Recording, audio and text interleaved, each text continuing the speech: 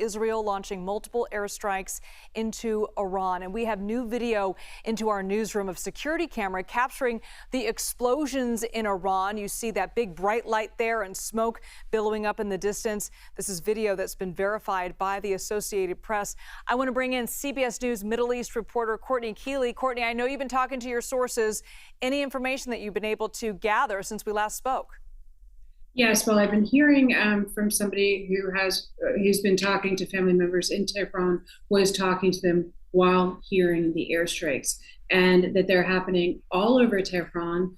Some of these private residences of top officials of the regime, some of the Defense Department officials, public residences across Iran. Also, now we're hearing, according to Prime Minister Netanyahu and according to people in Tehran, that the Iranian nuclear sites are also being targeted. They said it started around 2:30 a.m. their time. It's roughly just after 4 a.m. their time in Tehran.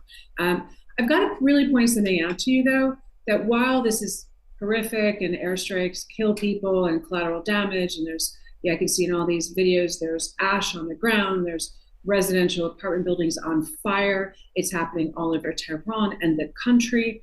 There is one thing that the anti-regimists and many Iranians think, and it's basically they say, thank God for Uncle Benny. And that's a little bit of levity, but I can tell you that they were hoping that Netanyahu might go and take some of the regime strength areas out, that they weren't waiting for a deal for the U.S. with the Iranian regime. They were hoping a weakening of the regime. And so tonight, while it's scary, while you hear concussions of those, with fighter jets in the sky and those sonic booms, those actual explosions, those actual fires and chaos, that there isn't a lot of love lost for any regimists that are being hit.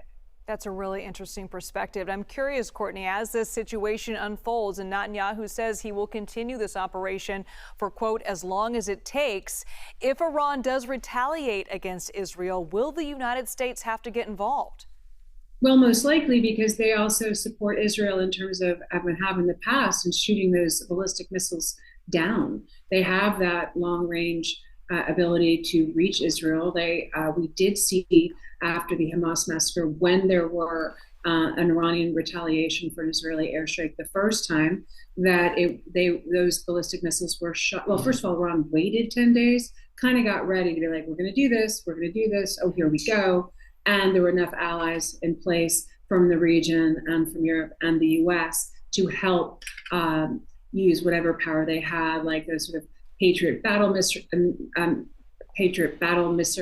battery packs. They can use huge kind of truck-led sized anti-defense, anti-missile technology to shoot out of the sky. A lot of different ways to get those ballistic missiles out of harm's way of civilians that will really need to have some kind of U.S. support and U.S. backing. I mean, the amount of arms that the U.S. supports, the amount of money the U.S. supports Israel with, that I heard recently, somebody was just talking about how it's very hard for people to see Israel as standing alone without the U.S., despite the U.S. saying this. They'll point and say, look, the Americans had a heads up because they drew down essential personnel out of Baghdad.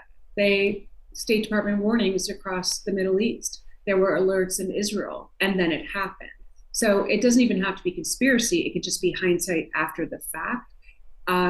But President Trump had been very clear he wanted a deal, and he wanted the sixth round of negotiations to take place in Oman, in Muscat on Sunday. Will that happen? Will the Supreme Leader, the Grand Ayatollah Khamenei, will he be licking his wounds and be ready for war and no concessions? Does this completely negate any deal? They weren't happy with the back and forth. Trump said there would be tough talk.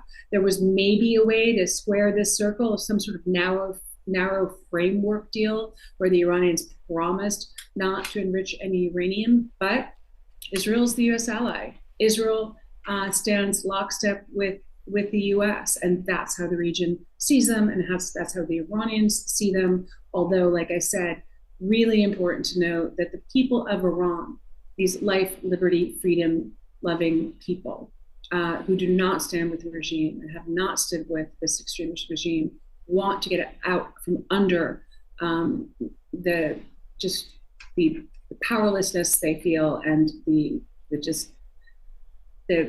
just a regime that's gone on for too long, since 1979. They do not mind the actual event. Maybe they mind the civilian casualties. Nobody's to be okay with that. Maybe the chaos that's happening. But if they're hitting defense buildings, if they're hitting top-level Iranian Revolutionary Guard residences in Tehran, there's no love lost for that. It's a really important perspective, Courtney. Thank you so much. I'm sure we're going to be talking to you a lot over the coming days. And it's worth noting that President Trump plans to hold a cabinet meeting tomorrow at the White House. So I know you're going to be looking for that, too.